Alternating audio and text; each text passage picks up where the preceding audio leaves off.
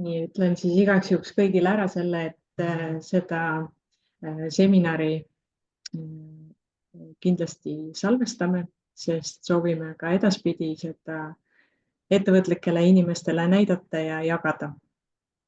Ehk siis täna räägime traditsioonilistest ettevõtetest ja kuidas neid ümber kujundada jätkusuutlikeks. Täna siin minuga on Mirel Merirand, kes läbitab meile. Tere! Siis tegelikult pidi teiega täna siin olema Siiri, aga Siiri on täna haigestunud ja seetõttu püüame siin koos ettevõtjatega koos hakkama saada. Teid on kogunenud juba päris palju, et hea tava oleks sisse lülitada oma video. Püüan chatist vaadata teie küsimusi ja neid võimalikult palju siia üles salvestada, et saaksime neid vahepeal ettevõtjatelt küsida. Kui näeme, et on mõnus koht, kus saame ka häälega küsida, siis igal juhul anname kohe teada, et kui on küsimuste koht. Veidi veel taustast, ehk siis tegemist on siis EENA roheettevõtluse äriprogrammiga. EENA on siis Eesti Ettevõtlike Naiste Assotsiatsioon ja meie programm on üles ehitatud selliselt, et aasta otsa 160 naist läbivad koolitusprogrammi, kus me saame erinevat tuge selleks, et kuidas teha võimalikult roheline ettevõte või kuidas oma praegust ärimudelit selliseks muuta. Kõik ei juhtu kiiresti, seetõttu on hästi hea, et meil on selline roheprogramm abiks terve aasta läbi. Tänased esinejad on meil Berit Joosep Berritši ettevõttest ja Tauri Kärson Tuul ettevõttest. Nagu öeldud, ma panin juba salvestama meie seminari, et see oleks pärast vaadata. Kõik on sellest teadlikud. Veel räägin sellest, et meie programmi toetab Coca-Cola ja EBS. Et tänud sellise programmi toetuse eest. Kuna meil täna on nii rohekiirendi programm siin, kus osalevad rohetiimid, siis meil on teised külalised ka need, kes on programmi väliselt meid kuulamas. Läbi aasta me teeme neid programmi osi veel, kus me oleme avalikult eetris ja kõigi jaoks olemas ja järgmine selline on saadaval siis 6. märtsil, kui me kuulame koos webinari jätkusuutliku ettevõtluse alustamine ideest käivitamiseni. Programmi läbijatele on meil siis tulemas veel 30. jaanuaril eelmise aasta rohetiimide lugu ja väljakutsed, mida modereerib Janet Värd. Ja workshop sel samal teemal siis, et kuidas neid traditsioonilisi ettevõtteid ümber kujundada, on siis planeeritud meil veebruari alguses 6. Veel tahan teile rääkida rohesaadikute programmist, mis hakkab täiesti paralleelselt meie programmiga jooksma, ehk siis on võimalik saada suurepärast tuge sellistele suunamudijate vaates, et kuidas mina saaksin olla parem esineja siis roheteemadel, kuidas ma saaksin paremini oma selliseid rohelisi suundumisi tutvustada ja võimalikult heaks avalikuks kõnelejaks. Ja sellist programmi juhib meil Ester Eomois. Kui Ester on meiega, siis äkki hüüad korraks. Ja tere, ootan kõiki kandideerima, et siin Katre praegu näitab seda kodulehte ka ja siin selle programmiga on võimalik kõigil liituda ja tõesti, et kui sa juba oled roheteemades sees, siis võta see sõna ja hakka seda kasutama ning see on puhtalt tööriistad, 6 online meistriklassi, kuidas paremini esineda, teha oma arvamuslugusid, kuidas muutusi ellu viia ja kuidas kogukonda luua. Ja kandideerimine on avatud 31. jaanuarini ja esimene webinar on juba veebruaris, nii et ootan teid kõiki kandideerima, et täpsemalt saate siit meie portaali lehelt ka ise lugeda, nii et tere tulemast! Saadan selle info kindlasti teile pärast seminari veel kord. Ehk siis roheettevõtlus.ee ja rohesaadikud on see programm. Ehk siis avalik esinemine, muudatuste juhtimine, sisu loomine, mõjuisikuks olemine koos brändi kujundamisega. Ehk siis plaanin ka ise osaleda, et tunduvad väga põnevad rääkijad ja sisu. Ja samamoodi see programm kestab siis aasta. Aga täna siin Mirelliga oleme 1,5 tundi teiega, ehk siis kuulame kõigepealt, kuidas siis sellist traditsioonilist ettevõtet muuta või kuidas algusest peale sellist mõtteviisi viljeleda ja millised on raskused. Vaatan pidevalt chatist küsimusi ja panen neid siia kõrvale. Ja tänud ka kõigile, kes saatsid juba ette oma küsimused. Aga siis annan üle Mirellile. Ja korraks võtan 1 minuti. Tere ka minu poolt, et teen natuke häält.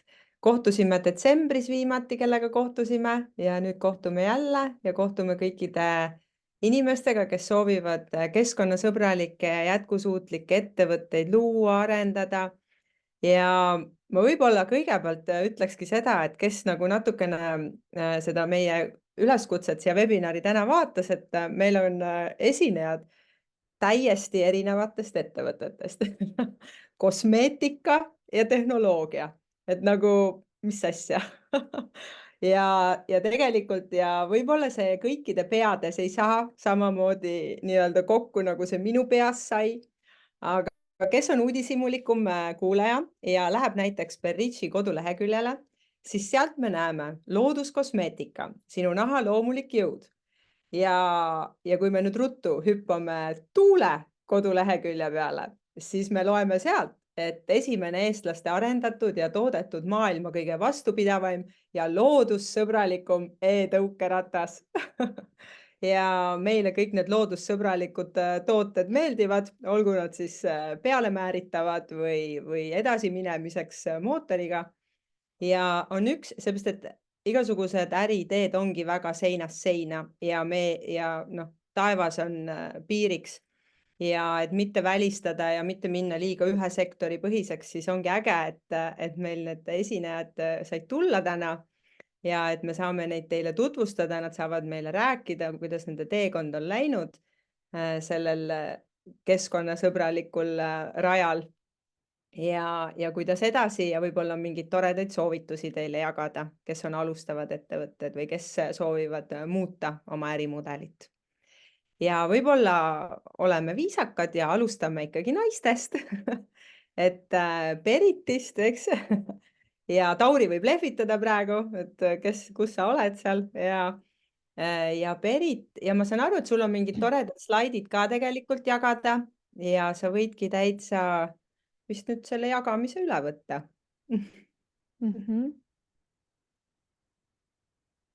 Ühe asjana veel ütlen, et me kuulame ära, et Berit räägib enda ettevõttest ja Tauri räägib mitte liiga pikalt, lubame, ja enamus aeg jääb meil ikkagi aruteluks ja küsimusteks. Aga kui teil kohe jooksvalt mingeid küsimusi tekib, pange chati kirja, et siis on need kõik alles ja me hakkame kohe sealt otsast pihta nende esitamisega. Ja, aga palun, Berit.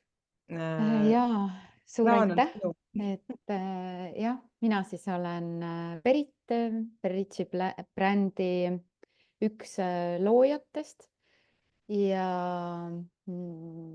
enne kui sündis siis Berritši bränd, siis enne seda tuli idee ja enne seda tekkis suur kirg puhta tooraine järele ja mingi hetk ma sain aru, et kõik toorained, mida siis poes märgistatakse puhas loodus või naturaalne, ei tähenda üldse seda, mida mina oma peas selle all mõtlen. Ja siis ma kuidagi sinna maailma sukeldusin ja eestlasele kombeks algul oli selline tunne, et sellest mõttest, et ma tahan kosmeetikat tegema hakata, ei tohi kellelegi rääkida. Aga siis ma sain aru, et ma just pean sellest rääkima. Ja sellest hetkest, kui ma selle otsuse tegin, et ma pean rääkima, hakkasid kõik ägedad asjad juhtuma. Esiteks, mul ei olnud õrna aimugi sellel hetkel, et Tallinna Ülikoolis on selline haru, mis uurib vetikaid ja et seal veel tehakse ettevõtjatega koostööd.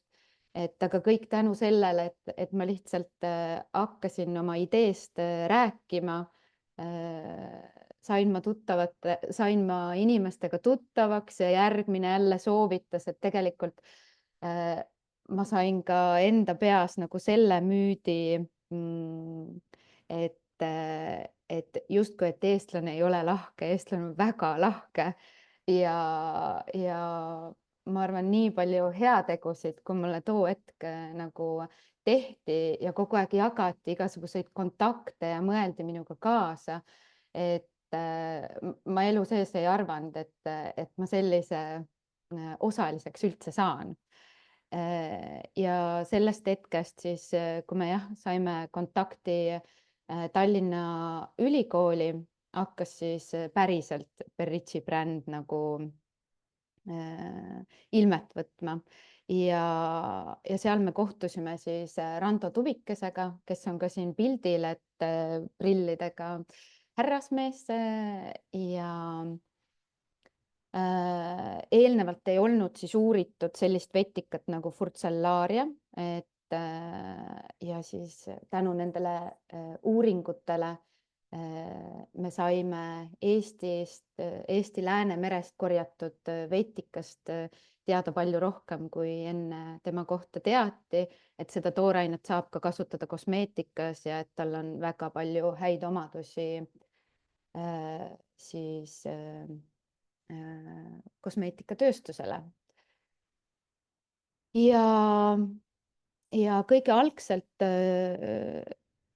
tegelikult sellele vetikale lisaks tuli ka astaxantiin, mis on siin järgmisel pildil siis keskmine aine, et kui Furcellaria on punavetikas ja siis astaxantiin tegelikult oma loomuselt on rohevetikas, aga lihtsalt see aine, mida sellest vetikast saadakse, on punase pigmendiga ja see siis toonib ka kõik meie tooted oranžiks ja sealt tuli ka meie brändile oranž värv.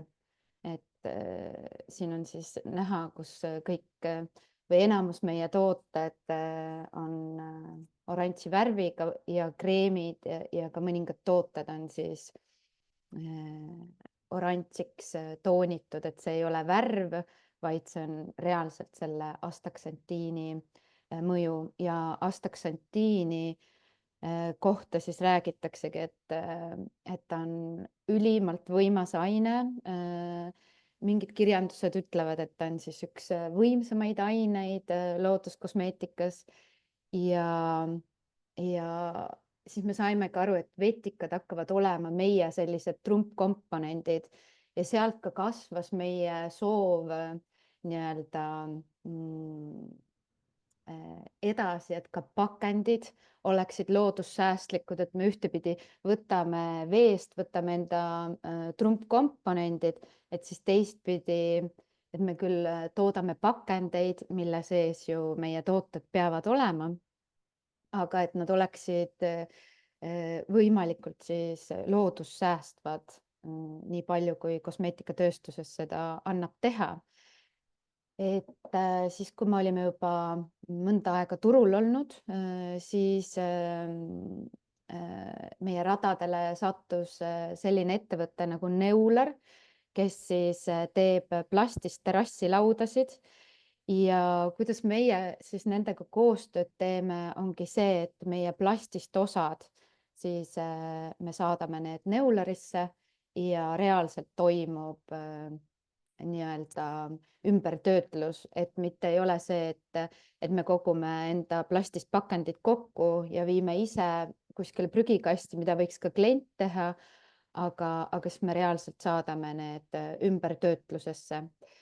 Et see oli ka meie selline nagu suur selline brändi ümbervaatus, ja tegelikult selle idee peale, algse idee peale me küll võisime tulla, aga tänu sellele, et kliendid hakkasid meilt küsima loodussäästvamaid pakendeid, saime me ka oma pead nii-öelda ettevõttesiseselt tööle panna ja leida selle lahenduse koostöös Neulariga, et kui kliendid ei oleks nii palju häält teinud, siis võib-olla me ei oleks suutnud niimoodi aktiveeruda ja selle idee peale tulla. Ja nüüd kõige viimane toode, mis meil praegu on siis nii-öelda alles tegemisel, aprillis näeb ta päevavalgust, et siis selle temaatika saab olema nagu veel rohkem vesi ja me hakkame veel rohkem tähtsustama siis nagu ookeaneid, meresid,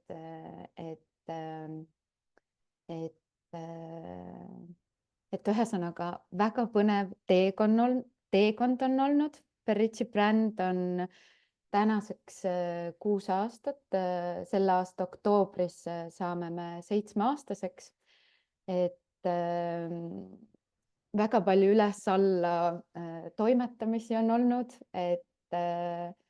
ja ka meeskond on muutunud, aga see kõik on teinud tugevamaks ja aidanud seda pilti siis võib-olla ka rohkem mõista ja näha, et kuidas siis ettevõtluses tegelikult asjad käivad, et see ei tule ju iseenesest. Ja, nagu Ameerika mäed ikka natuke on ju. Jaa. Põnevust olema. Ja kui ühesõnaga, kui võib-olla veel korraks sinna algusesse minna, et kui meil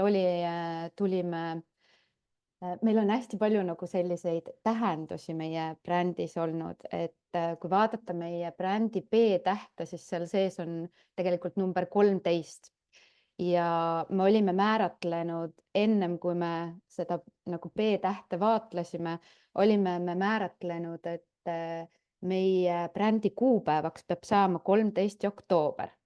Ja siis, kui me olime, ma ei mäleta, kas nädal või 2 müügilettidel olnud, siis meile kirjutati, et kas te tegite seda teadlikult ja siis me kuidagi, et see on märk, et nii äge, et me ei olnudki ise avastanud.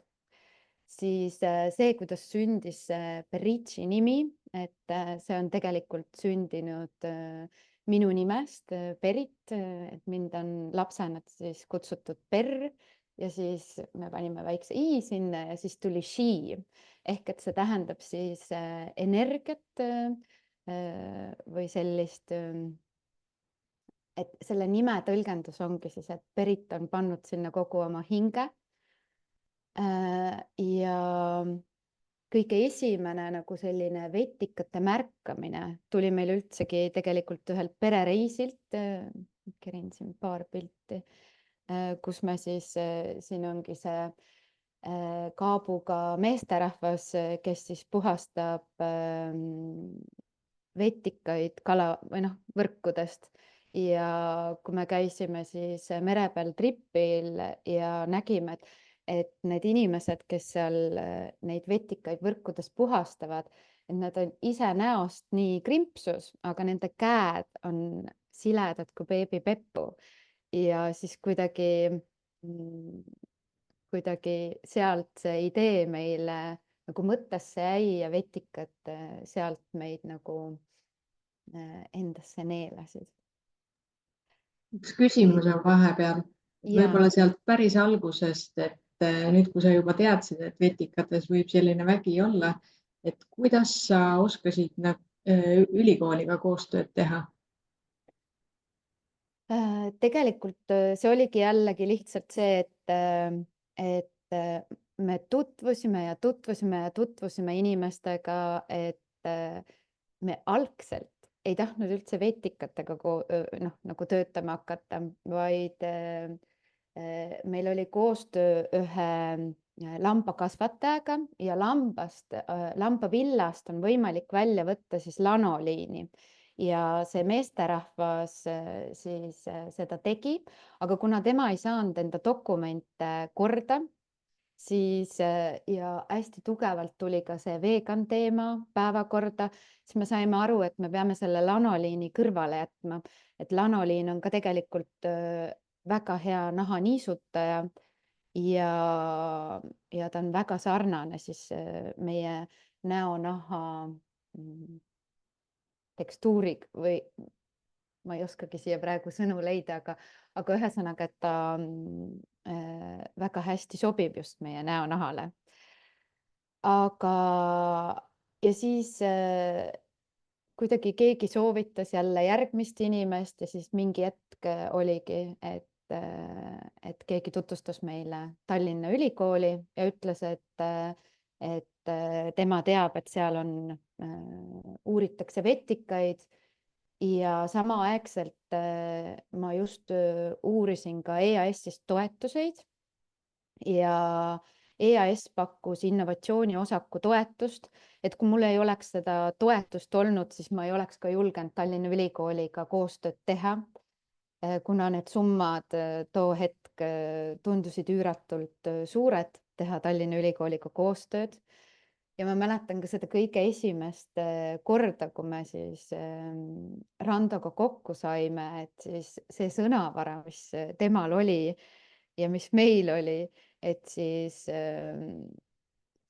kuna me alustasime seda koos enda mehega, Janno Joosepiga, siis kui me liftis olime ja see kohtumine lõppes, siis meil oli täpselt see, et kas sa said kõigest aru, mis ta rääkis, et kõik sõnad, just mis puudutavad ladinakeelsed mingid nimetused, et need tundusid väga keerulised ja see moment oli nagu täpselt selline, et kas ma julgen küsida kõiki asju, millest ma aru ei saa ja siis muidkui rohkem nagu sisendasin endale, et aga sellepärast ma tulingi ju siia Tallinna Ülikooli, et saada infot, kuna minul ei ole neid teadmisi. Aga algul oli see nagu väga hirmus küsida mingeid asju ja justkui näida kellegile nagu rumalana, aga tänaseks ma saan aru, et sellist asja minu sees enam ei ole, et kui ma ei tea, siis ma pean just küsima. Aga võib-olla jah, sihuke teekond on niimoodi lühidalt kokku võetud. Väga tubli. Kommentaar on ka nii tubli. Ja meil on täitsa mitu küsimust ka siia tekkinud. Ma võib-olla ühe veel ka küsiks, et siis Katre küsis ühe, ma küsin ka ühe. Ja tegelikult me kõik küsimused küsime veel, et pärast Tauriga ka, et võib-olla mõned, mis on ärimudeliga seotud või alustamise raskused, on teil isegi äkki sarnased ja saate mõlemad täiendada. Aga ma küsiks praegu, et kas te toidulisandite peale olete ka mõelnud? Ja oleme, aga meil tegelikult oli ka vahepeal toidulisa nimetusega Skin oli meil müügis ja see oligi siis selle astaksantiini põhine. Aga too hetk oligi see, et Eestis ei pakutud nii palju veel või me ei leidnud siis neid kontakte, kes oleks pakkunud just nagu seda kapseldamist ja siis too hetk me tellisime seda välismaalt ja tegime koostööd siis ühe välismaa ettevõttega, kes meie jaoks teeks need kapslid. Aga nende nagu lõpptarbija hind sai liiga kallis, et kui me teeksime need enda nagu tootmisest, siis me kindlasti saaks neid odavamalt teha. Ja ma arvan, et tulevikus tuleb veel, aga praegu ei tea täpselt kuna. et mingid mõtted on kogu aeg peas toidulisandite osas ka. Lisaks selle alguse rahastamise peale, siin oli küsimus ka selle kohta, et kuidas alguses rahastuse leidsite, et sellele sa vastasid, et EAS-ist oli abi. Aga kuidas edasi, et kuidas teil praegu läheb, et küsitakse ka käibe kohta ja kust te toodate ja kust leidsite koostööpartnerid ja väliskliendid? Kui suured olete? Me toodame nagu Tallinna lähistel, lennujaama lähistel siis Peetri külas. Seal on meil siis tootmine ja kunagi meil oli mõttes, et me ei hakka ise tootma, et me ostame kõik tootmise sisse, aga mida rohkem me sinna sukeldusime, seda rohkem aru saime, et see tähendab väga suuri koguseid, sa pead täpselt teisele tootjale siis ette andma kuupäevad, sa ei saa nagu, kuna tegemist on looduskosmeetikaga, siis meil on maksimaalselt 1,5 aastat on toodete säilivus ja muidugi hind oleks ka olnud liiga kallis, et ühesõnaga me toodame oma tootmises, et algselt see meil ei olnud plaanis. Aga tänaseks jah, me saame aru, et sellega me saame olla igati nagu palju paindlikum. Siis me oleme kasutanud veel EAS-i, et väliskontaktide osas just ja seal on teinud EAS väga head koostööd meiega ja väga häid kontakte meile leidnud ja kindlasti ka meie osakaal on olnud väga hea, et need kontaktid on meie majja tulnud. Aga me olime esimesed, kes me saime Saksamaa Taglasesse, et tänaseni ei ole ükski teine Eesti kosmeetikabränd Saksamaa Taglases olnud. Aga siis tuli Taglase ostis keegi suurem bränd ära ja seal muutusid süsteemid ja tuli koroona ja siis me kuidagi langesime seal enda suured šansid meil nagu ei kasvanud selliselt, nagu me olime plaaninud kahjuks.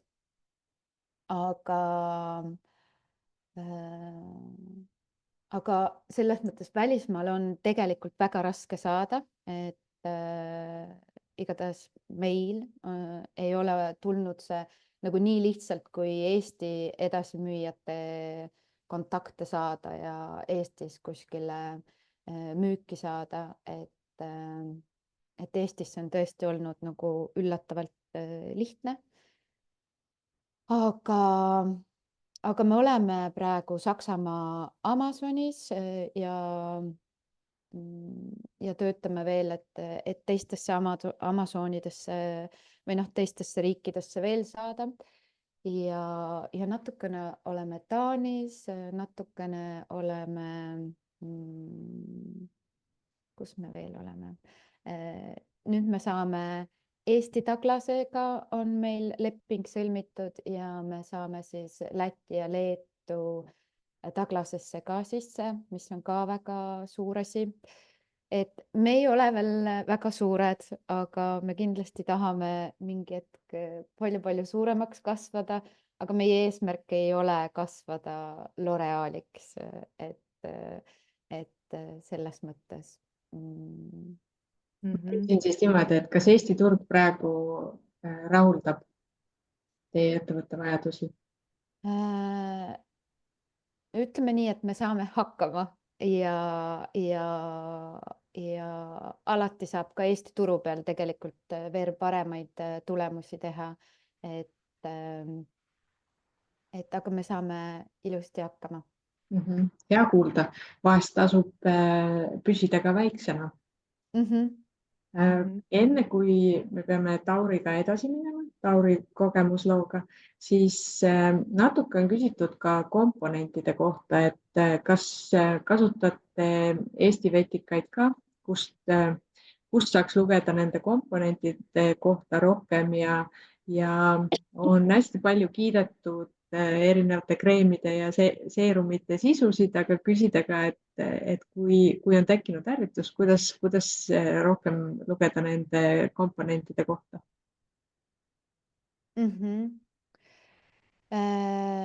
Meil on kodulehel on meil ka koostisosade kohta kirjeldus, võib-olla mitte kõikide koostisosade kohta, aga alati võib ka meile kirjutada, et nende kirjutamiste tagasisidedega me ka ajas muutume paremaks, et vahepeal on neid meile lihtsalt postkastis nii palju, et siis mingid, aga see süsteem on ka juba päris hea, et alati võib meile kirjutada ja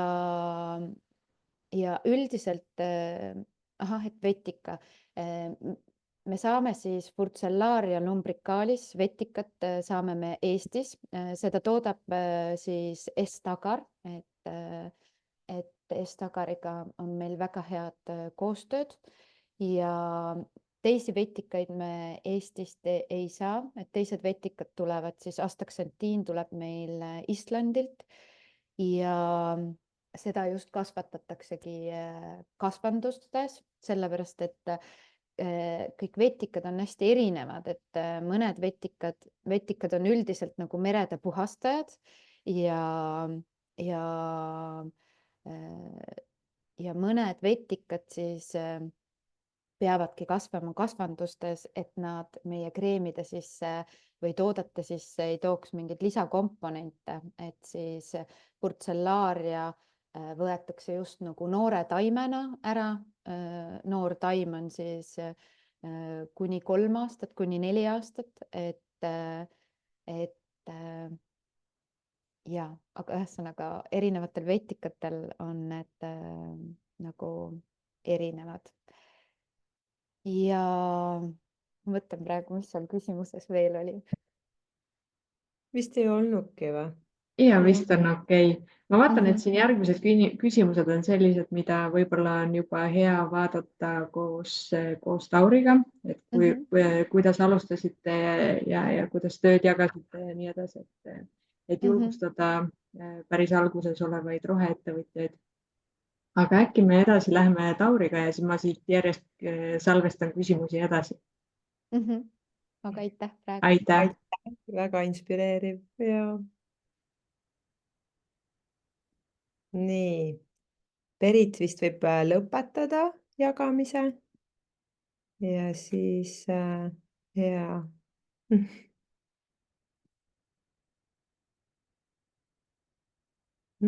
väga hea, on näha.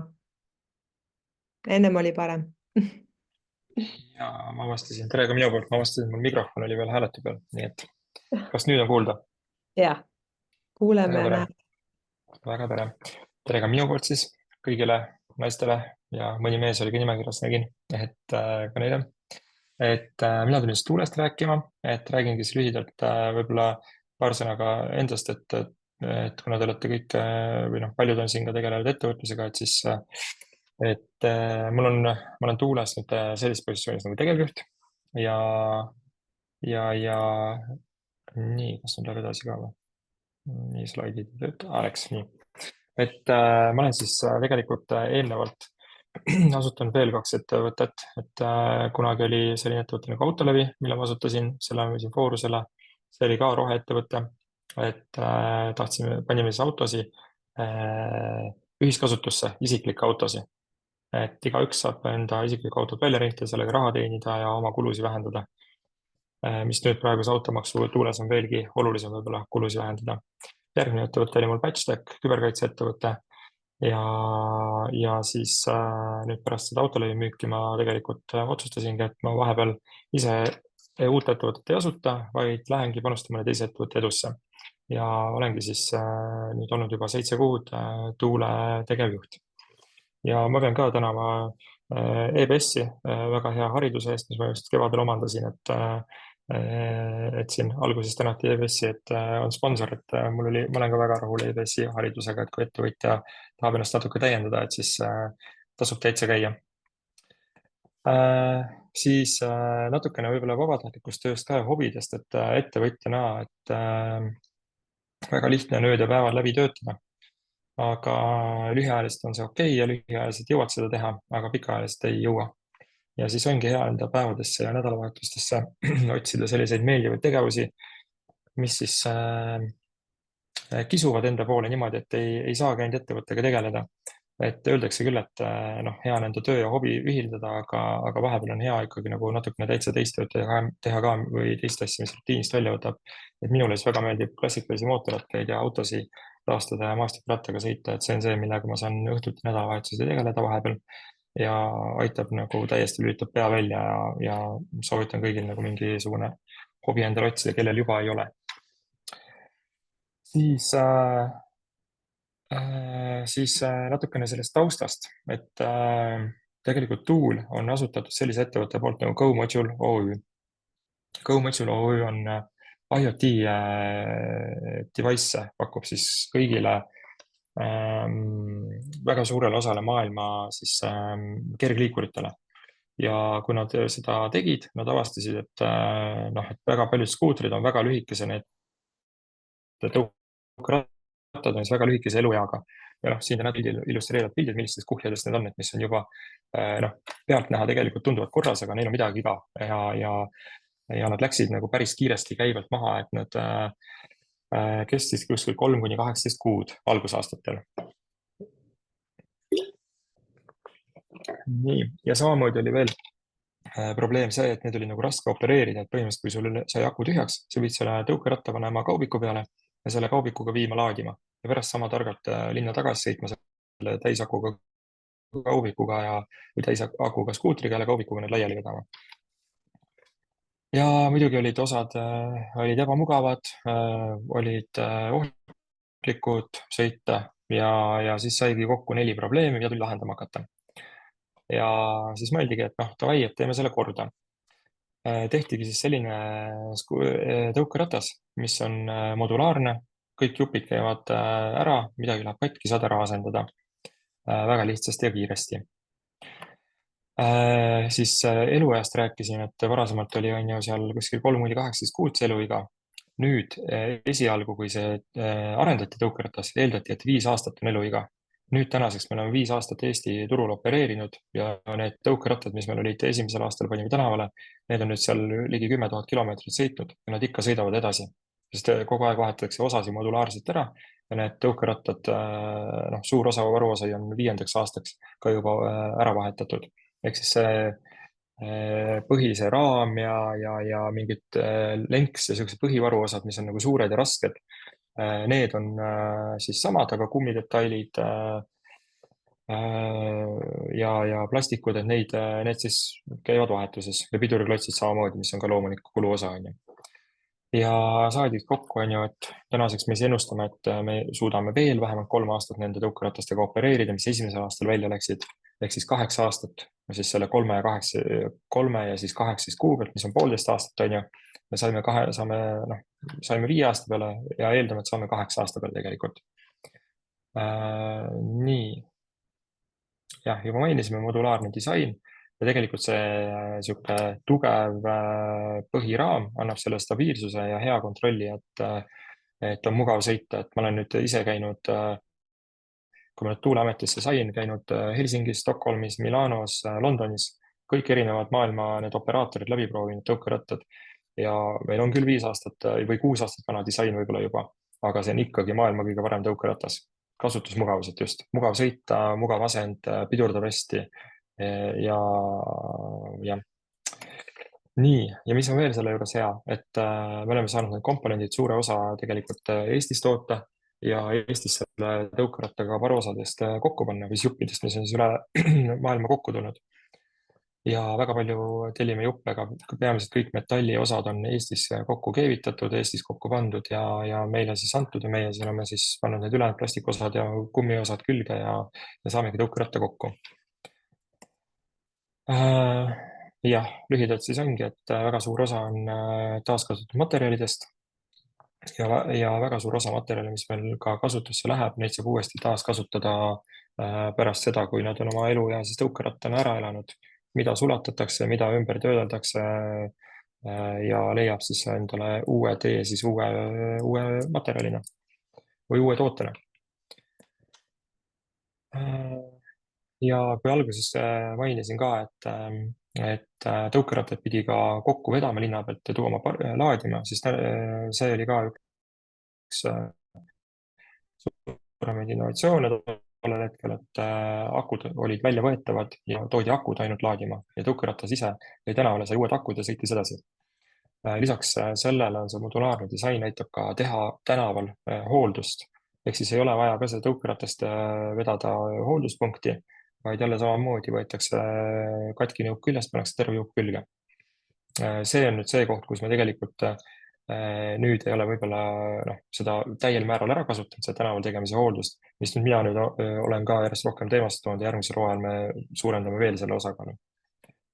Siis safety osa, mis me rääkisime, et ongi see sõiduasend, et see ilusti mõlemad jalad mahuvad ära tõukeratta peale. Kui siin võtta teised tõukerattad, kus üks jalg mahub, teise pealt siis kas seljakotti panema või kuhugi siduma selja taha, et kaasa saavutada oma sihtkohta.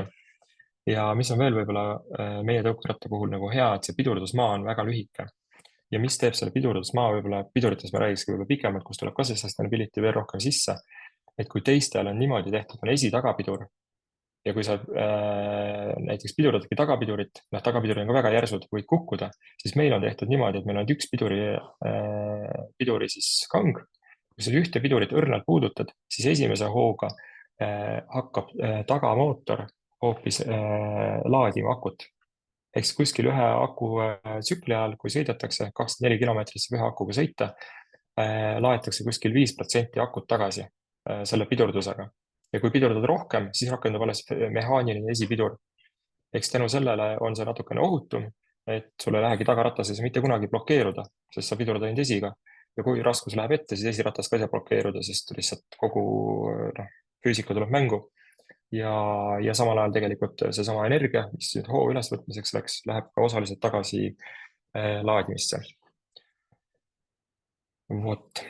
Nii, ja edasi, et siis saigi see tõukeratas valmis, lanseeriti see mai 2020 Tallinnas ja aprillis 2022 Riias. Ja nagu ma ütlesin, et me oleme sellest GoMotion grupist välja kasvanud, nemad nägid, et on probleem, et tõukerattad ei pea kaua vastu ja need on keskkonnale koormavad ja ei ole kasutatud häid nippe ära, seesama laadimise efekt ka, et millega veel akut laadida ja sai see ära tehtud. Ja täna me saamegi öelda, et meil on jätkuvalt pärast seda esialgset lanseerimist 5 aastat on meil ikkagi maailma kõige parem tõukeratas saadaval Eestis, Tallinnas ja näiteks siis Riias. Ja seda on märganud ka siis inimesed, kes meid kasutavad, et me oleme nüüd siin 2 aastat järjest saavutanud siis Baltic Brand Awardsidel 3. koha selles Estonian Green Brandi kategoorias. Et aitäh ka kõigile kasutajatele, kes on hääletanud ja see hääletamine toimus vist, saime aru tänavatel suvaliste inimestest, kes küsiti, mis on Eestis selline green brand ja inimesed nimetasid Tuult. Nii, ja siis kui micromobility'st korraks laiemalt rääkida, et micromobility on ikkagi täna tulnud selleks, et jääda. Et kui alguses olid tõukerattad pidas lühikest aega vastu ja oli selline, et ei tea kaua neid kestab, siis täna ikkagi on sellised trendid meid toetamas nagu roheline mõtteviis üldiselt, linnu kujundatakse ümber, Tallinnaski näeme järjest tuleb rattaradu juurde ja tegelikult ka ummikud järjest suurenevad, sest inimesi tegelikult ka kolib juurde, uusi piirkondi tehakse siinsamas. Kalamajas on juba kasvanud Noblessner, Volta kvartal, Koplis, Põhja-Tallinn, aga kõik need inimesed peavad neid samu teid pidi saama keskest läbi, keda pole varem siin kandis olnud. Et siis selline igapäevane liikumisviis nagu mikromobiilsuse poole järjest rohkem liigub. Ja siis muidugi ka inimeste üldine nagu mõtteviis muutub, et ongi hea vabas õhus sõita, värskes õhus mitte istuda autos ja oodata. Kui tegelikult ongi, kui sa 3 kilomeetrit sõidad, siis sa sõidad seda juba täna kiiremini jalgrattaga, tõukerattaga, kui sa sõidad seda autoga. Kuigi pealt näha auto tundub kiirem. Vot. No ja siis korraks andagi selle suuremat pilti ka, et hetkel on kuskil niimoodi umbes suurusjärgus nii, et see nüüd maailma statistika üleüldiselt ja ega see Tallinn palju ei erine ja Riia samamoodi. Et ühistransport võtab laias laastus 45%, eraauto võtab 50%, sellest katab liikumisvajadust ja siis takso ja on umbes 5%. Ja meie ise ka tegelikult, kui me vaatame turgu, siis me ei defineeri enda konkurendiks teist tõukerattafirmat, vaid meie tegelikult peamine konkurent on ikkagi eraauto, isiklik auto. Et kui inimesed saada isiklikust autost tõukeratta peale, siis sealt on nagu kõige lihtsam see klienti saada, et teise tõukerattafirma klienti nagu taga ajada ei ole nagu mõtet või jalgrattarendi klienti. Ja noh, me teeme iga aasta nende klientide seas uuringut ka, siis sellel aastal just novembris nüüd 3000 vastajat oli ja kuskil 49% ütles, nemad järjest rohkem kaaluvad tõukeratast, tuuletõukeratast siis sellena, üleüldiselt siis inimesed tõukerattaid, et alternatiivina autole. Et siis liigume õiges suunas. Ja kui vaadatagi distantse, siis tegelikult tõukeratas nagu katab järjest rohkem distantse ära, et me enda kasutajaid vaatame ka, siis kuskil 1 kilomeeter võiks tegelikult kõndida, aga inimesed võtavad ka juba jalgratta, tõukeratta, mõned ka auto, 1–3 kilomeetrit, kindlasti tuleb juba automängu, taksomängu, aga jälle on võimalik ikka tõukerattaga minna ja jalgrattaga või jalgsi isegi. 4–10 kilomeetrit käiakse ka jalgsi, aga juba ajakulu läheb suureks, palju aega oleme inimesel. Ja siin championid teevad meil ka üle 11 kilomeetriseid sõite tõukerattaga. Et see on see võib-olla suurem pilt. Ja sellepärast me siin näemegi, et igal pool on meil tegelikult auto olemas, ehk siis me loemegi siin isiklikku autot endale kõige suuremaks konkurendiks. Ma vahepeal küsin ka, et kiiruse kohta küsitakse, et mis see ohutu kiirusepiirang on ja üks küsimus juurde veel, et päris mitu küsimust on tulnud selle kohta, et kuidas teil Tartus läheb? Hakkan otsast pihta, et Tartus me ei ole tegevad, me tegutseme Tallinnas ja Riias. Siis mis on ohutu kiirus? Ohutu kiirus on selline kiirus, kus sa suudad nagu seda sõidukit erinevates olukordades käsitleda. Ja kui minna natukene mingitesse erisustesse, siis tegelikult ohutu näiteks liikumiskiirus on, kui jalakäijast mööduda ja jalakäija liikumiskiirus, et jalakäijale ei tuleks ehmatusena, et nüüd kuskilt välja ilmusid. Ja jalakäijad ka võivad muuta suunda väga äkitselt ja olla ninapidi telefonis, et neile mitte otsa sõita näiteks. Siis võib-olla kiiruse osas nii palju. Aga ütleme, kiirused on piiratud, et võib-olla kõik ei ole kursis, et 25 kilomeetrit tunnis on see maksimaalne kiirus, millega meie tõukerattaga saab sõita. Ja on ka piiranguid, ütleme, nii Tallinnas kui Riias erinevates piirkondades, kus ongi juba teada, et on rohkem rahva liikumist, seal on kiirused allpool ja südalinnas samamoodi on 20 kilomeetri peale toodud see kiirus. Just nendes kohtades, kus ei ole eraldi rattateid. Kui on eraldi rattatee, siis on ikka 25 kilomeetrit tunnis. Kas see Tallinn ja Riia on praegu sellised teadlikud alguse valikud ja sealt tulevad juba järgmised linnad juurde? Need on teadlikud alguse valikud sest tegelikult nii Tallinnas kui Riias oleks meil võimalik veel rohkem tõukerattaid juurde panna, sest nagu et katta mõistlikult ära liikumisvajadused, et see tõukeratas nagu iga transpordi kohta, et mis paneb inimesed võib-olla autost nagu auto asemel muud transpordiliiki eelistama või üldse oma autost loobuma, on see, et rendiauto oleks lihtsasti kättesaadav, alati olemas ja kunagi tehti üks uuring ka, üks autorenditeenust pakkuva ettevõtte tegi uuringu ja siis inimesed olid öelnud, et kui on 95% või isegi 96% kindel, et ta saab selle rendiauto, siis ta on nõus isiklikust autost loobuma. Ehk siis seal ei ole nagu see, et 50-50 vaata, et saan mõnikord ja mõnikord ei saa. Ehk siis sul peab väga kindlalt olemas ja sama kehtib tõukerattale, et kui see tõukeratas sul ikkagi siin, ma ei tea, jalutuskäigu kaugusel ei ole, siis sa võtad selle auto enda maalust parklast ja sõidad selle autoga kuhugi uksest ukseni põhimõtteliselt või liftist liftini isegi. Et siis Tallinn ja Riia on teadlik valik ja siin on meil veel võimalik tõukerattaid juurde panna, et veel paremini ära katta liikumisvajadused.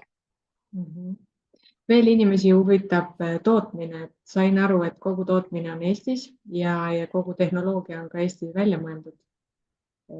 Mida uuritakse on see, igasugustel elektriseadmetel või siis akuseadmetel on see aku kasutusiga ja igasugused materjalid, mis seal juures on.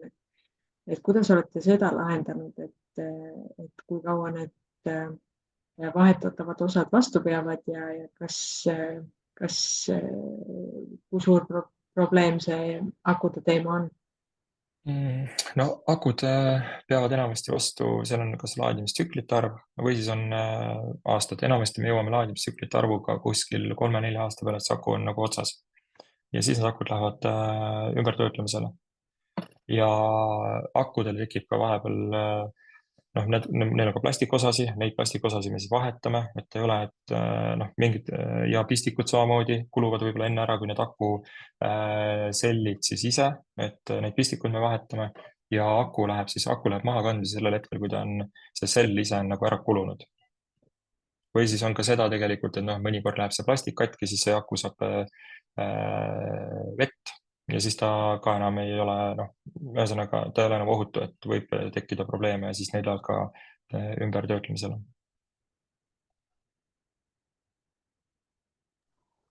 Jälgite ka seda, et mis teie akudest edasi saab ja kas seda küsite, teadlik tarbija küsib selle kohta ka juba? Tarbijad selle kohta ei küsi ja meie oleme nii palju usaldanud siis seda kohta, kus me need taaskäidelda anname, et nemad küllap siis teevad midagi nendega, mis on mõistlik, mitte ei viida metsa alla. Tõenäoliselt ei viida, sest neid ikkagi tänapäeval on igasugused metallid, väärismetallid, mida kasutatakse ka akus, on hinnas. Ma mõtlesin ka, et küsida seda, et te ütlesid, et kui sul see tõukeratta nii-öelda elu läbi saab, siis sul läheb ta kõik 90% recyclingusse kuskile tükid. Kas sul on nagu endal need ostjad olemas, kes nagu üks ostab plastikut, üks metalli või kuidas see käib sinna saatmine nii-öelda?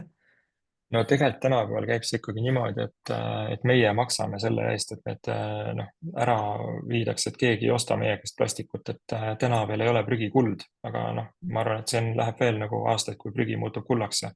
Aga mingi ettevõte viib ära? Konkreetne või lihtsalt jäätmejaamas?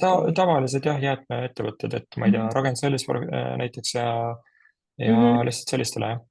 Et nendel on eraldi protsessid juba, et kuidas kummi käidelda, kuidas plastikut käidelda. Metalliettevõtted on ka juba, metalli on väga kaua aastaid ümber töödeldud, et samamoodi lihtne ja selge protsess. Ja eks neid samamoodi on ju kannustab see, et järjest paremini neid töödelda, et kui eraldada võimalikult täpselt need materjalid ära, siis on võimalik ju neid jällegi kellelegi müüa, et mida rohkem see on nagu vastupidi tootmisega, et kui ma annan selle tõuksi käepideme, siis see ei ole nagu selle lõppkasutaja jaoks ei ole mitte midagi väärt. Aga nüüd, kui ma panen need tükid kõik kokku tõukerattaks, siis selle tekib väärtus, on ju. Ja nüüd see recycliga tekib nagu vastupidine efekt, et kui ma annan sellele käitlemisettevõttele terve selle tõuksi ja tema pakub seda kellelegi müüa, keegi ei taha seda.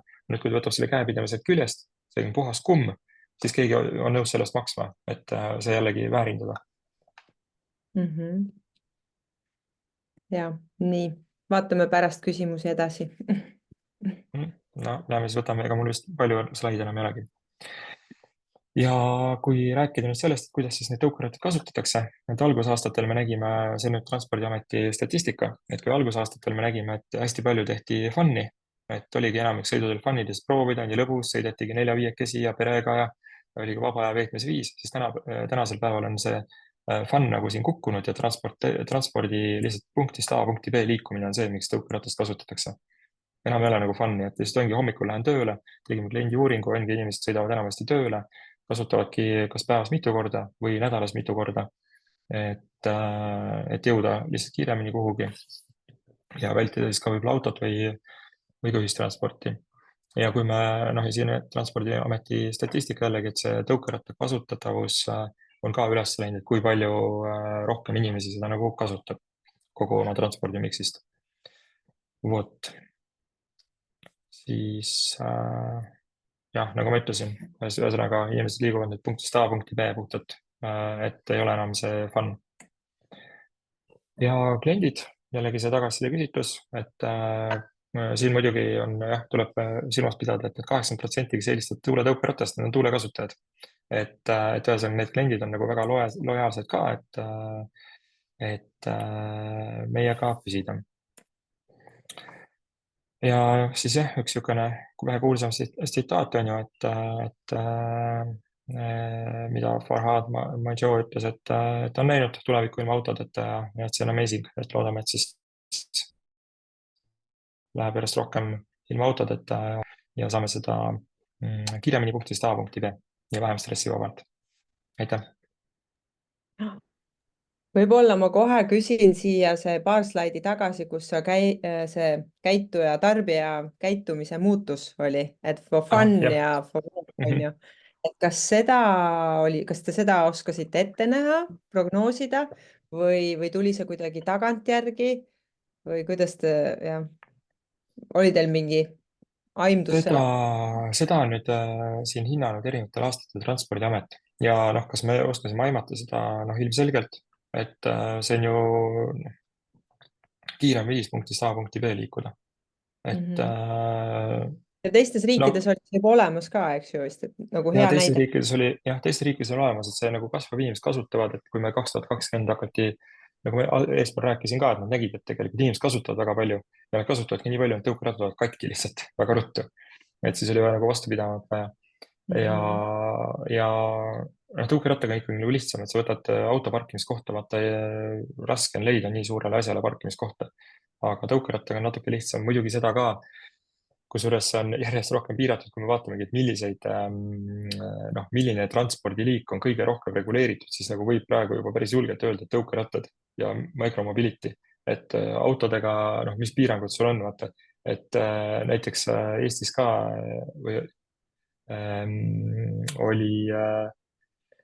oli ju see, et nüüd hiljaaegu oli mingisugune 15-aastane poiss jäi vist rongi ette või kuidagi rongiga mingisugune intsident.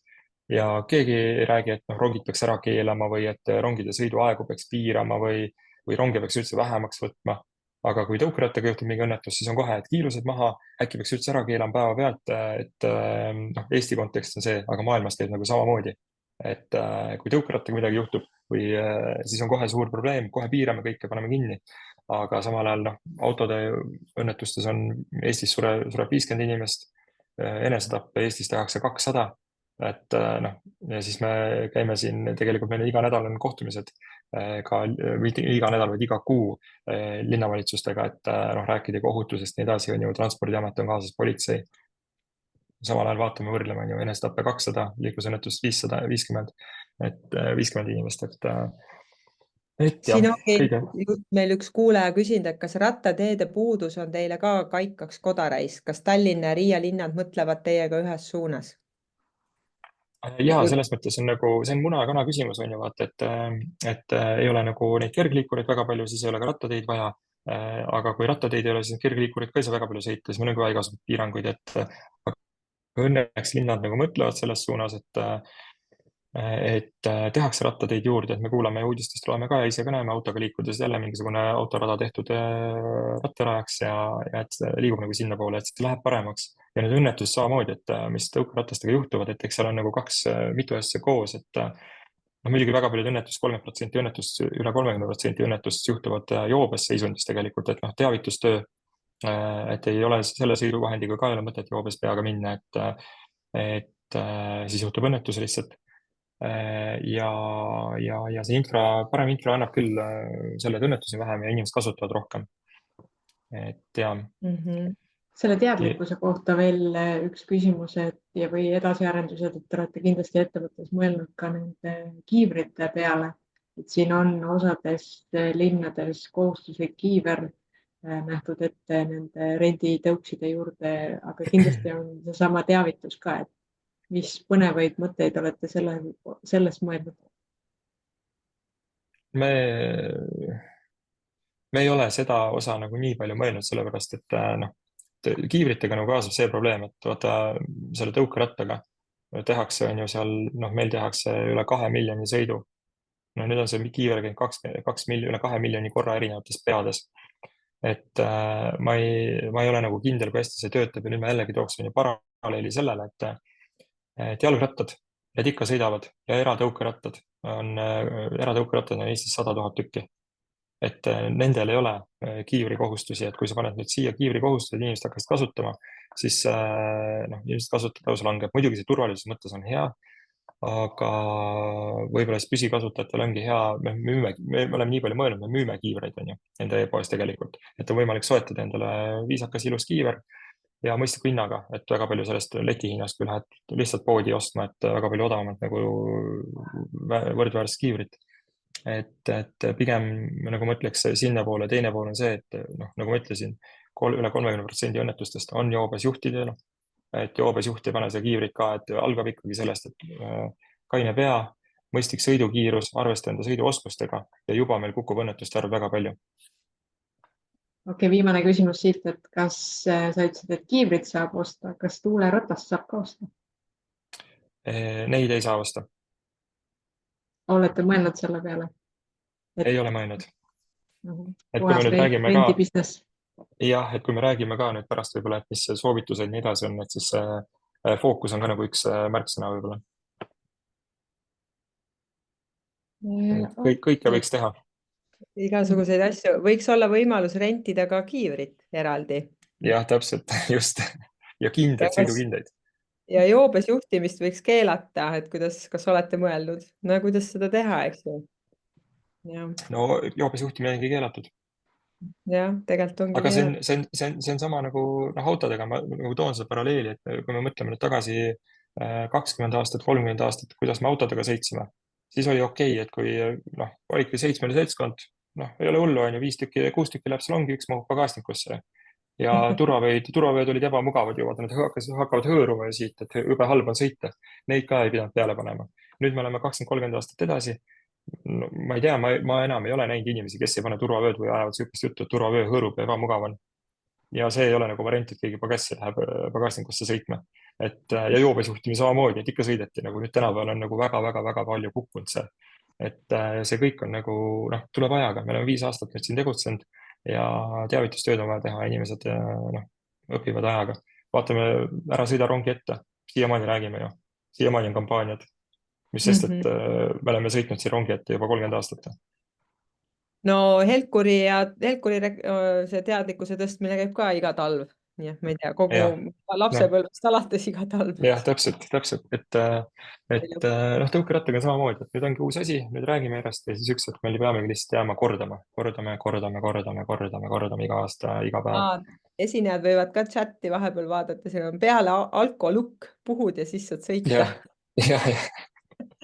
Kutsume nüüd Periti Kampa tagasi, et läheks diskussiooni peale. Ja ma lõpetan ka siin selle share'imise siis ära. Nii.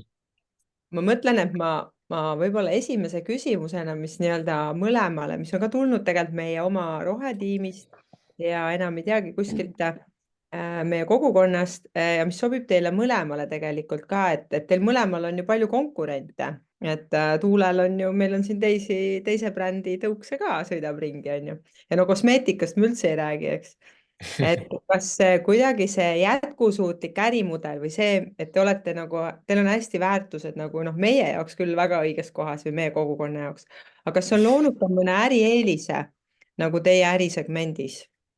Et oled nagu tundnud, et et näed, et kuidagi ma teen nagu õiget asja, teed nagu nagunii, aga et vahest on nagu mõni ärivõit tulnud just selle tõttu näiteks. Ja võib-olla Peritist alustame. Tahtsin just õigata, et ma võtan pausi, et Tauri vasta. Aga kas on tulnud... Okei, ja võib, et ma võin juba alustada ka, siis vahet siis ei ole. Et kas on tulnud mingit võitu selles... mõni eelis nagu, et kuidagi... Ma lihtsalt näen seda, et kui meie hakkasime tegema Neulariga koostööd, siis peale seda küsiti meie käest kontakte ja ILU hakkas koostööd tegema Neulariga siis minu arust 3 aastat hiljem või 2 aastat hiljem. ja siis eelmisest aastast hakkas koostööd tegema ka Trade House, et selles mõttes meie ideest kasvas nagu edasi ja ilmselt see on siis juba nagu see eelise koht. Ehk et kui me ka poodidele pakkusime enda võimalust siis, et kliendid saavad taarat tagastada, siis tänaseks saab ka ILU-s ka teisi tooteid tagastada, et kindlasti see on, kuna inimestele ja ka mulle endale see teema nagu väga mind kõnetab, siis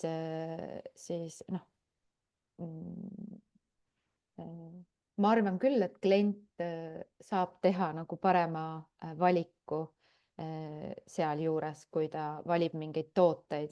Kindlasti tal peab ka see toode meeldima, et ta ainult nagu siis rohelisema pakendi pärast ei tee seda valikut, vaid siis ka see puhas toode sinna juurde.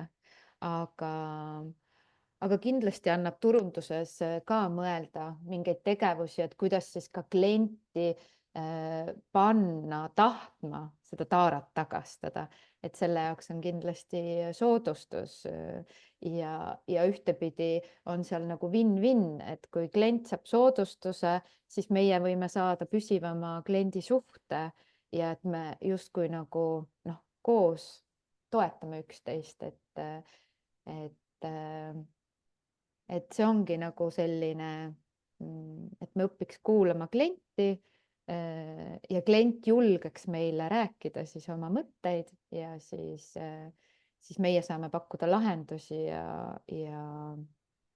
nii see, ma Et arvan, natuke see, mitte surve, aga sihuke positiivne mõjutus tuleb väljapoolt ka tegelikult, eks? Ja meile on küll tulnud, et kuna me tõesti ise seda oma toorainetes räägime puhtast toorainest ja just nahasõbralikust toorainest, et vegan ei pruugi alati olla nahasõbralik ja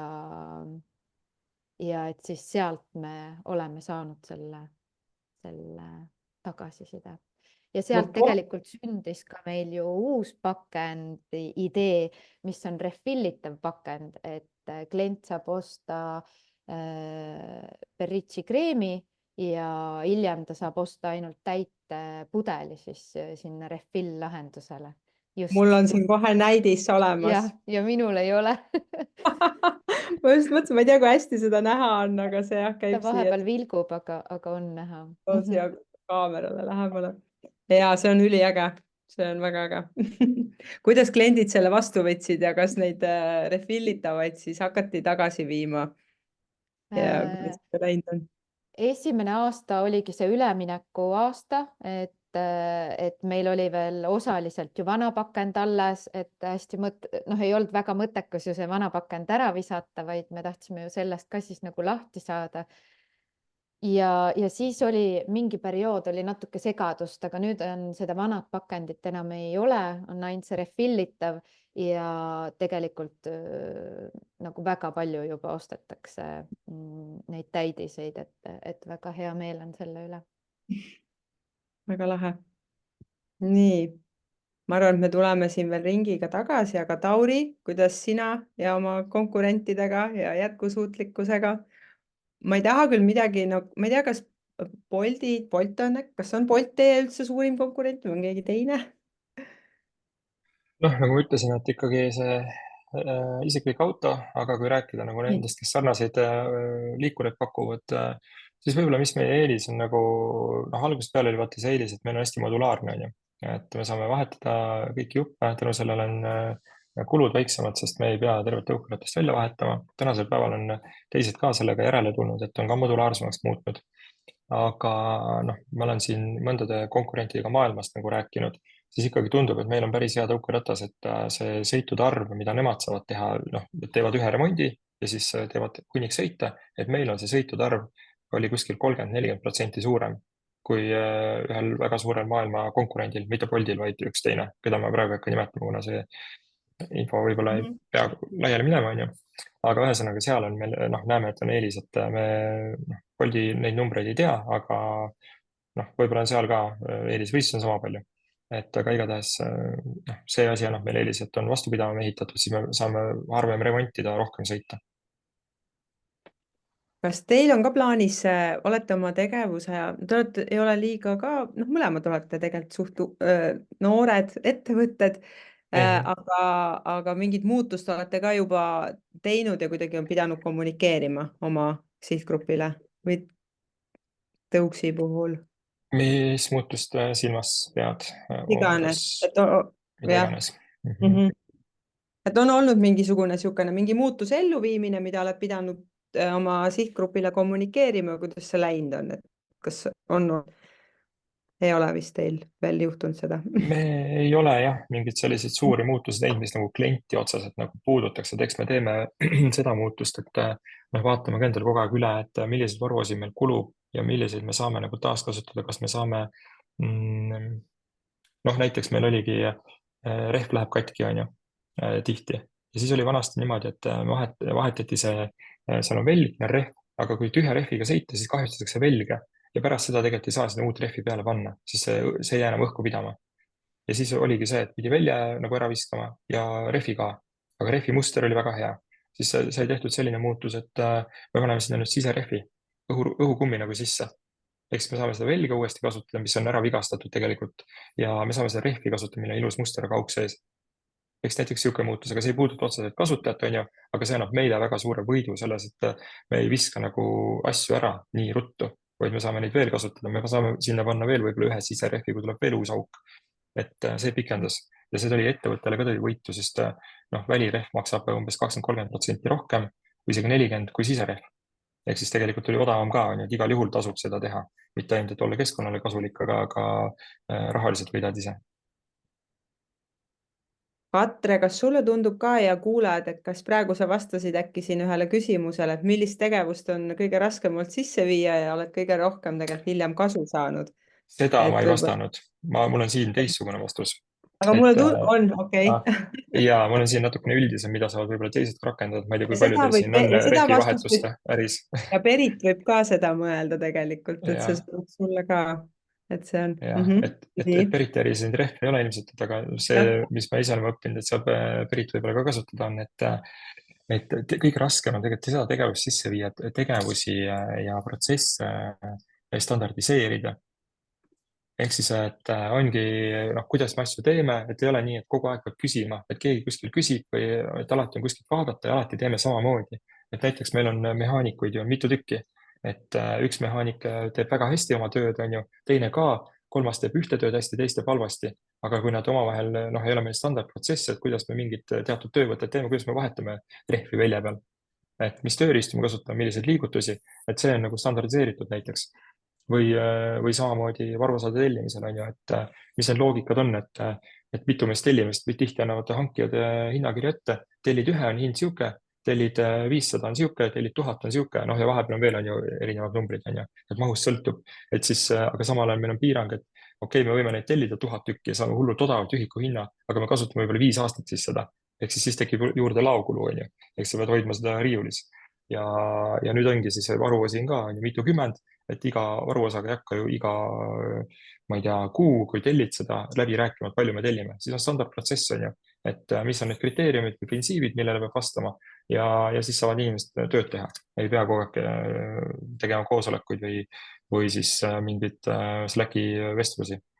Ja siin on mul võib-olla juurde raamatusoovitus ka, et ma soovitan sellist raamatut lugeda nagu Principles, Ray Dalio, et tema on, ta on seal Bridgewaters üks maailma edukamaid investeerimisfonde, et tema on ka seal hästi palju enda nagu ettevõttele teinud neid erinevaid printsiipe, et kuidas siis nagu mõelda, kuidas töötada niimoodi, et inimesed saaksid oma tööd lihtsamini teha. Ehk siis see on nagu olnud raske, et neid välja mõelda, millised standardid on ja neid ka sisse viia. Ja eks alustaval ettevõtjal on veel eriti raske, et sa oledki nagu hunt kriimsilme esialgu, aga siis mõtledki, et mis kõige rohkem ajakulu on ja mida sa saaksid standardiseerida juba oma tegevuse käimise ajal, juba võid võib-olla taustal mõelda selle peale. kuidas ja saaks alati ei pea ise kõike välja mõtlema, on ju, et tänapäeval infoühiskond on ju ja kõik asjad on internetis olemas. Et võtke nagu teiste asjad, tehke paremaks.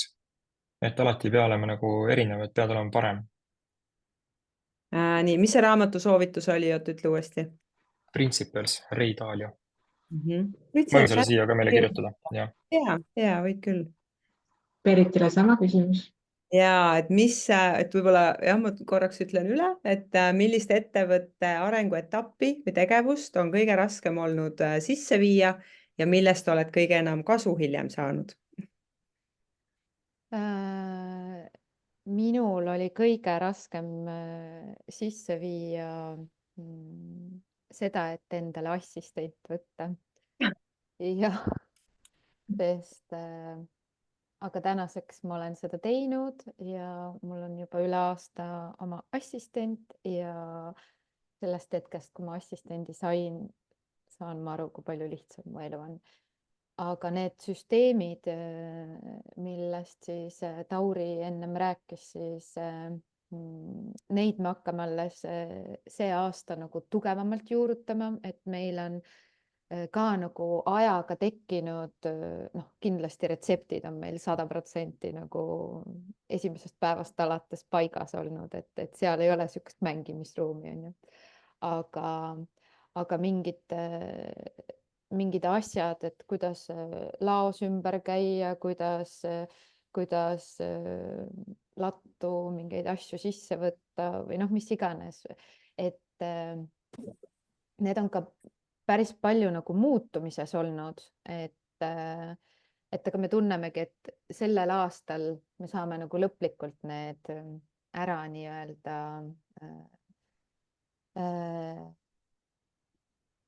nagu lõpuni viimistleda, et kuidas mingid asjad peavad olema, et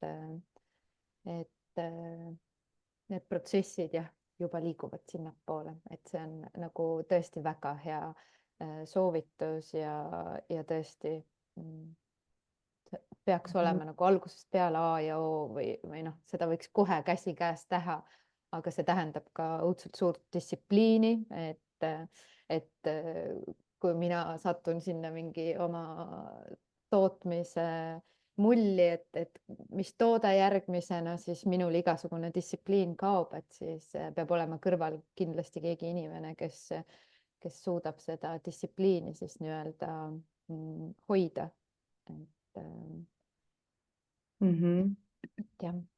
Ja, eks oleneb see tiimi kasvatamine on ikka üks niisugune kasvuraskus ja siin on ju lausa koolitused selle teemalised. Aga võib-olla veel, et üks küsimus mõlemale, et kuidas te nagu jooksvalt siis jälgite oma seda ettevõtte mõju keskkonnale? Kas te jälgite, ma arvan, et te ESG kohuslased ei ole, eks ju, aga kas te kuidagi mõõdate miskit, arvate või on mingid konkreetsed siuksed mõõdikud? Kuidas teil? Kas te teate? Beritile pausi teha ja ise alustada, et meie oleme mõõtnud kilomeetreid, et kui palju kilomeetreid sõidetakse tõukeratastega ja siis läbi selle on ju, et kuna tõukeratas on, näitasin seda transportation mix'i on ju, et ta ikkagi asendab seal kas siis jalgsi käimine on halb, on ju, et kui me jalgsi käimise asendame ära, et tegelikult võiks pigem jalgsi käia kui tõukerattaga sõita, aga päris palju on vaata neid pikemaid sõite, et meil on ikkagi sihuke keskmine sõit läheb ikka mitu kilomeetrit, et siis seda tihti inimesed tihti ei käi kindlasti jalgsi, et pigem käivad siis autoga või taksoga, et mis on juba halvad brändid on ju palju koormavad ühiskonnale või keskkonnale. Ja ühiskonnale ka on ju, et inimestel on rohkem stressi, sest palju autosid ja peavad ummikus istuma, et siis kui sina lähed tõukerattaga või jalgsi, siis on teistel ka nagu vähem stressi, sest sa ei ole neil ees. Et me mõõdame ühesõnaga neid kilomeetreid ja siis selle järgi vaatame, et kui palju me siis inimesi autodest minema saime.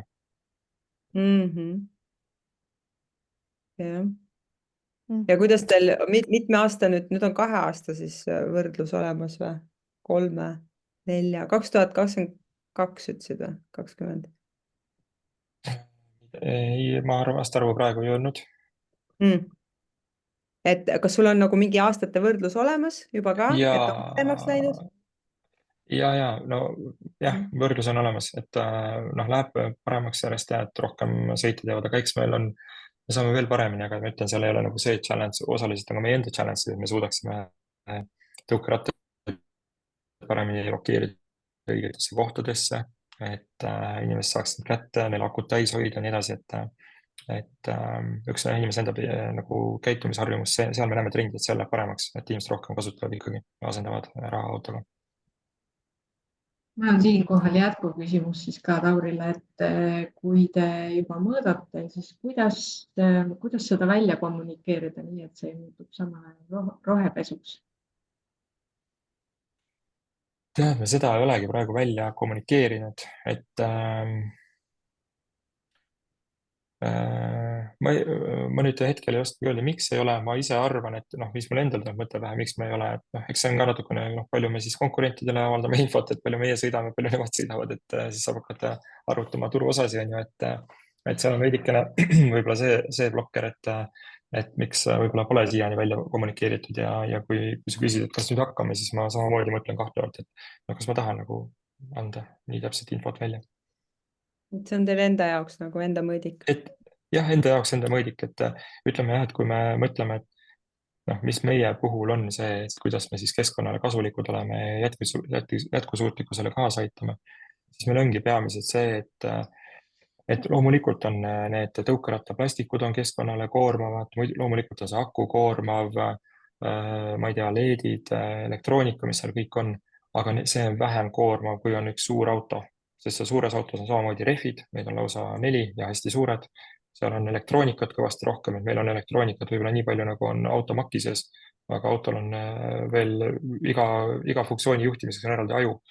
Et siis see on juba parem, et võib-olla siin ma ütlengi veel ühe sellise mõtte ära, on ju, et kunagi ei ole vaata siuksed ekstreemumid head, et on hästi vähe või hästi palju, ükskõik millega elus, et siis meie ka nüüd proovime teha nagu seda, et me ei suuda ka teha nagu täiesti ilma igasuguse mingitki mõju avaldamata negatiivset mõju keskkonnale, aga me proovime nüüd teha niimoodi, et me suudame saada palju paremaks, kui eelmine lahendus on liikumiseks.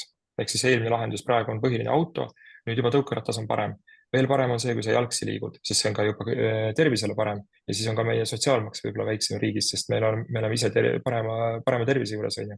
Et aga juba see on parem, kui me saame autost välja ja meil on ainult 2 rehvi, mitte 4 rehvi ja nii edasi. Et ühesõnaga äärmused pole head, aga proovime natukenegi teha. Väga hea. 2 vähem plastikut. Jah, just. Vähem mikroplastikut. Kuidas Peritil kommunikatsiooniga? Meie ei ole otseselt seda nagu mõõtnud või kuidagi võrrelnud. Aga lihtsalt proovime enda tooted hoida siis võimalikult looduslähedased, nahasõbralikud pakendid ja see lihtsalt on kuidagi meie kireks saanud, et jah. Väga armas. Meil on üks küsimus siia tekkinud, ma ei teagi, kas see on nüüd Berit tegelikult rääkis oma investeerimisest, aga et turu osast rääkides, et see vist Tuulele, et kas on teada, kui suur turu osa on eraisikute käes, need, kel on oma isiklik ja elektritõuks, millega igapäevavajadus ära katta. Keegi täpselt numbrit ei tea, palju eraisikute käes on tõukerattaid, aga kuskilt on läbi käinud, et 100 000 tükki on müüdud.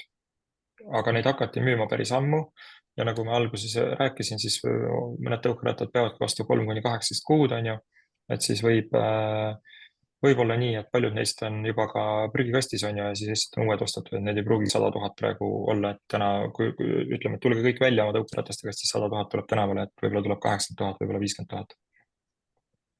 Ja seda, ja tead, hoopis see investeerimise koha pealt oli see, et kuidas sulle algusest jah. Korraks mõtlesin selle konteksti veel juurde öelda, et autode arv on ju Eestis kuskil 600–800 000 vahel, et lihtsalt kui palju midagi on, on ju. Aga jah, nüüd see Mirel järgmine küsimus, mis sa hakkasid küsima. autosid, jah, nii palju autosid osteti ka veel eelmine aasta. Kas te olete kõik oma automaksuga kursis juba tänaseks hetkeks? Loodan, et keegi šokki ei saanud. Mina küll kergelt sain, aga tuleb sinna. Gitossu, jah, mis iganes meil laskub. Aga kuidas teie, kas teie nüüd see Tuul ja Go-module, kas teil oli alguses mingi stardikapital või investorid või kuidas teil nagu see algus oli? No Go-module, vaata, või see Või Go-module Tuule, jääme Tuule juurde. Jääme Tuule Jah. juurde. Tuulel oli siis niimoodi, et kuna Tuule 100% omanik on Go-module, siis Go-module lihtsalt läks oma põhiäri väga hästi ja sealt tekkis lausa miljoneid kasumit ja siis sellega siis asutati ka Tuul. Vot, ja nii ongi. Kas keegi soovib võib-olla hõigata mõne küsimuse? Veel küsiti seda, et päris alguses, kuidas saite hakkama nagu oma elu korraldamisega, et kas tegite seda palgatöö kõrvalt või kuidas alustada sellist täiesti uut ettevõtlust? Berit äkki? Me kindlasti tegime seda enda põhitöö kõrvalt ja sest alguses meil ei olnud kuskilt sellist finantse ja me ei ole tänaseni siis kasutanud mingeid väga suuri summasid. Aga selles mõttes ei olnud lihtne ja muidugi tagasivaates muudaks palju asju ära, aga kindlasti ta oli hästi põnev ja ma ei tea, kas ma vahetaks seda ka nagu, et kui saaks tagasi kerida, et ma vahetaks millegi muu vastu, siis meeletu areng, mida ma läbi selle ettevõtluse olen teinud, et enda jaoks siis ma ei vahetaks, ma arvan, seda ka ära mitte millegi vastu, aga see tahab pidevaid reegleid, pidevate süsteemide ülevaatamist, vahepeal läheb jälle kõik käest ära, siis jälle vaatab mingid asjad üle, seda enam, et meil oli pereettevõte. Alguses oli kindlasti tore, et kui lapsed aitasid pakkida ja olid kuidagi kaasatud, aga mingi hetk see ei ole ka nende jaoks enam tore, kui nad tahavad niisama mingit juttu meiega rääkida ja siis me ütleme, et me praegu ei saa, sest meil on vaja mingeid asju teha. Et see tahab nagu pidevat sellist reguleerimist. Aga jah, ei oskagi midagi rohkem siia juurde lisada. Tauril ka mõned tipid alguseks? Ja, no minul oli algus aastal 2012 lõpp, kui ma Autolevi oma esimese ettevõtte asutasin. Ja siis oli küll niimoodi, et ma olin põhitööl enne seda ja ma siis panin raha kõrvale päris palju, säästsin selleks, et nüüd alguses nagunii ükskõik mis ettevõttega alustad, see ei ole niimoodi, et kohe on boom, plahvatab, hästi palju asju on nagu teha.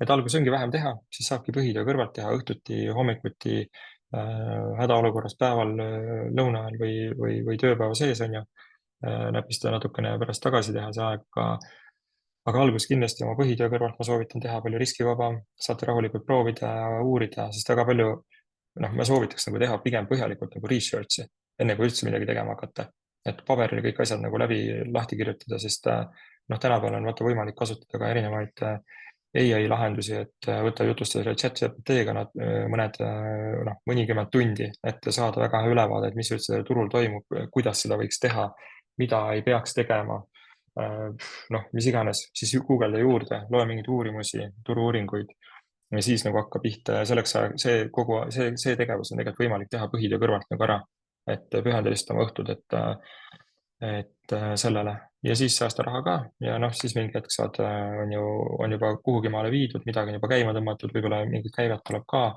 siis on oma säästud ka ja siis on palju lihtsam nagu alustada. ja mõnel veab, mõni koondatakse, on ju, siis jääb, on ju, vaba aega ja sissetulek tagatud ja igasugused siuksed asjad ka, on ju, aitavad. Et tuleb Selle positiivselt vaadata.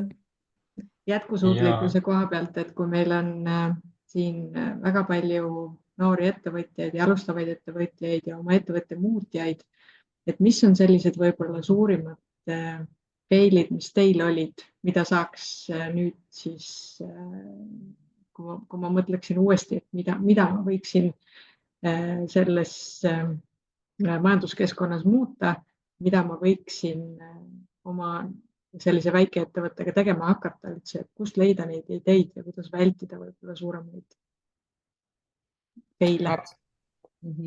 Tauril oli käsi püsti. Ja mul tuli kohe käsi püsti, et seal oli mitu küsimust, aga ma reageerisin sellele küsimusele, et mis fail'i nagu vältida. Et ma arvan, et vaata, ettevõte on nagu inimene, on ju, et inimesel on 5 liitrit verd ja ettevõttes peaks olema siis piisavalt raha, et kõik organid toimiksid. Et põhiline fail, mis ma alguses tegin, oli see, et ma ei jälginud nii palju nagu rahavoogu. Et sul alguses ei olegi oluline vaadata, palju sa kasumit saad, sa teed need prognoosid, asjad on ju ikkagi, aga nüüd, kui hakkab äri päriselt pihta igapäevast, siis sa pead rahavoogu vaatama, et sul oleks pangakontol piisavalt raha.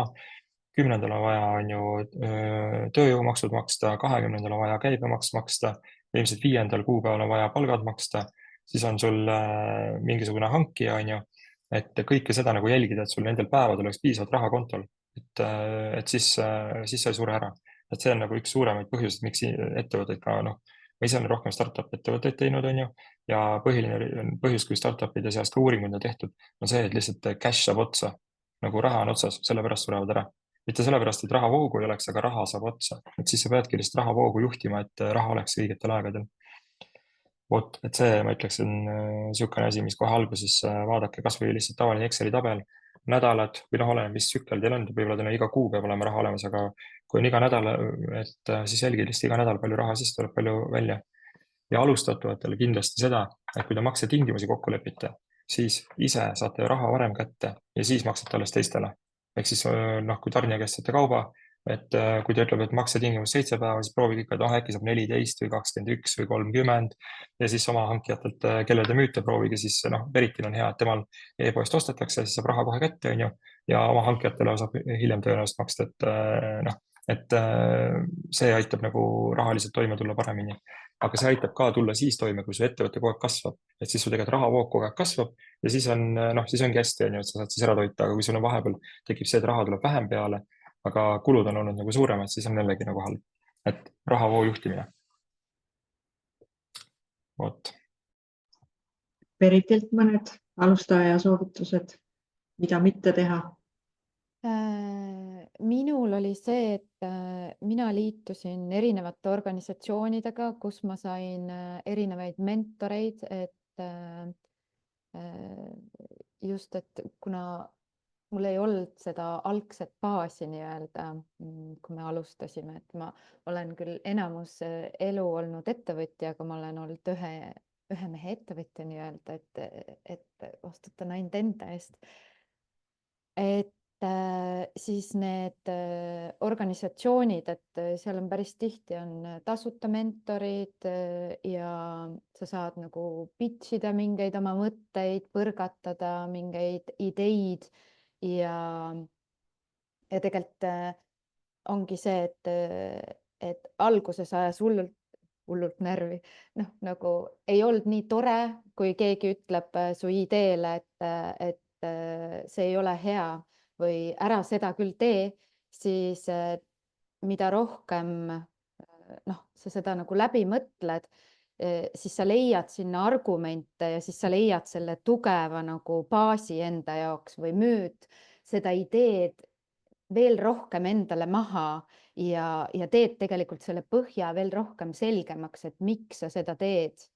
Sellepärast, et seda miks'i on vaja nagu päris tugevalt enda jaoks kätte saada, et sa oskaks seda serveerida kellelegi teisele, et üks asi on see, et sa enam-vähem saad aru, aga just, et sa võib-olla ei oska kohe neid kõiki nüansse teistele serveerida ja kui sa ei oska teistele serveerida, siis sa lõpuks ei müü ka oma toodet või teenust, et siis võtke nagu avasüli need inimesed vastu, kes pommitavad eitavate vastustega, et tegelikult need teevad tugevaks teie ideed. Et võib-olla lihtsalt sihuke täiendus, aga milles ma eksinud olen või mis see Failid ja mul läks ka natukene nagu valesti, et mul tegelikult on kirja pandud sinna 3 punkti sellele küsimusele, aga küsimus oli, mis failid on olnud, aga siis soovitused olid veel eraldi küsimus.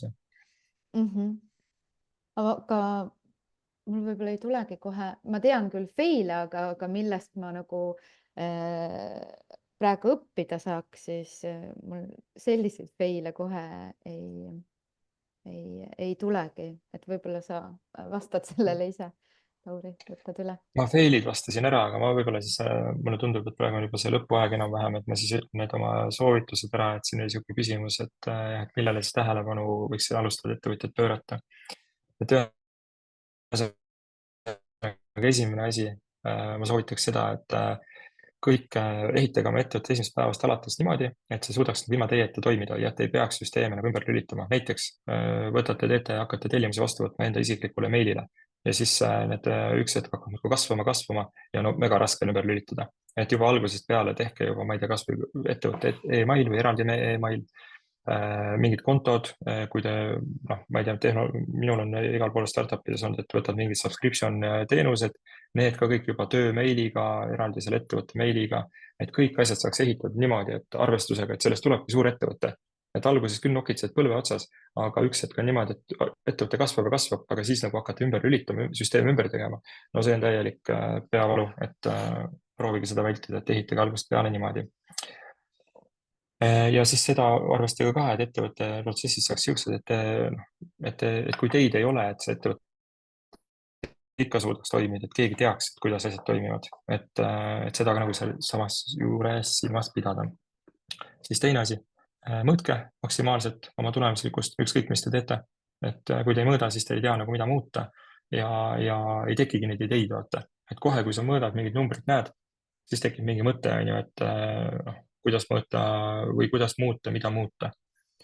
Ja kuidas üldse need mõtted tekivad, ma jõuan 3. punkti juurde, et benchmarkige, ehk siis võrrelge teistega, koguge mingit infot, et ma ei tea, näiteks meil oli niisugune asi, et Tuules, et noh, Tallinna, kas siis mida teha Tallinnas turundus, mida teha Riias.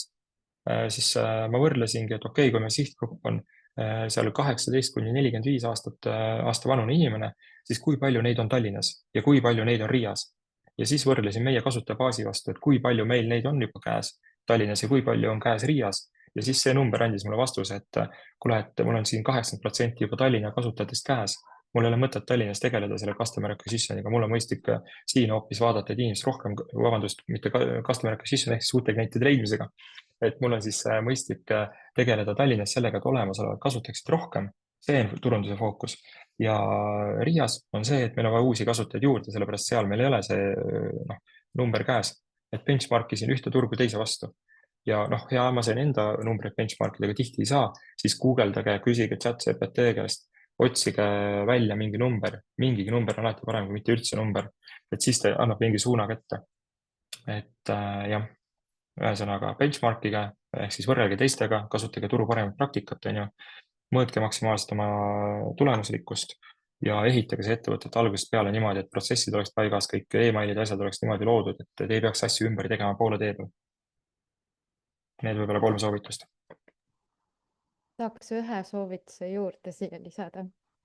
Et mingi hetk avastasin enda jaoks selle, et kui mul on enda meeskonnas või kuskil lähiringis on mul hästi suur fänn, siis kui ma temaga vahepeal kokku saan ja kui ta räägib, kuidas ta jumaldab meie tooteid, siis see toob sellise power'i ja siis võiks kohe minna üksi kuskile omaette ja genereerida kohe mingeid uusi ideesid, võtta see aeg, et peab leidma selle ühe fänni.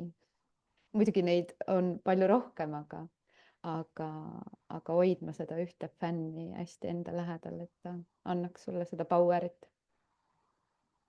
See on väga Väga hea hea. point, Berit. Sa ütlesid, et neid tuleb enda lähedal hoida, et kes annaksid seda negatiivset või challenge'id pakuks ja siis need, kes fännavad ja annavad power'it, on ju, et see on väga hea kombo.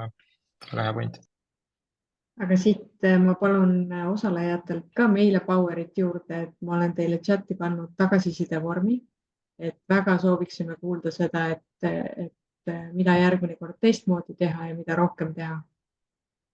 Kas on osalejate hulgast veel mõni väga kipitav küsimus, mille peab ära küsima? Ja te olete kõik nii tublid olnud, me oleme siin nii kaua vastu pidanud.